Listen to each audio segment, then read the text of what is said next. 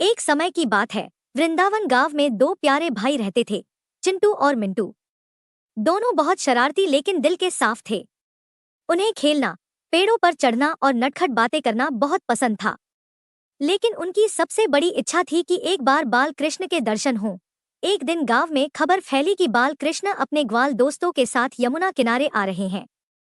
चिंटू मिंटू यह सुनकर बहुत उत्साहित हुए। वे तुरंत वहां पहुंच गए और पेड़ की आड़ में छिपकर देखने लगे।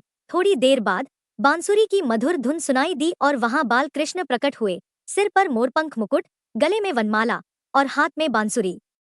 उनका तेजोमय रूप देख चिंटू और मिंटू मंत्रमुग्ध रह गए।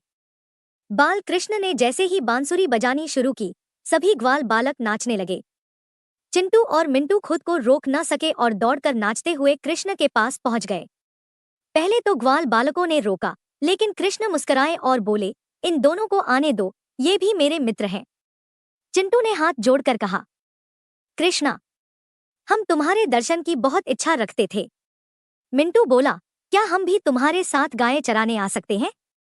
कृष्ण ने हंसते हुए कहा, जरूर, लेकिन एक शर्त पर, तुम दोनों किसी भी जीव को तंग नहीं करोगे, सबके साथ प्रेम से रहोगे।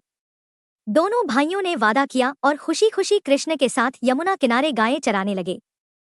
पूरे दिन वे कृष्ण की बांसुरी सुनते, उनसे कहानियां सुनते और प्रेम में डूबे रहते। शाम को जब सूरज ढलने लगा, कृष्ण ने कहा, अब समय है घर लौटने का, लेकिन याद रखना, सच्चा मित्र वही होता है जो प्रेम, सच्चाई और सहयोग से जीवन जीता है।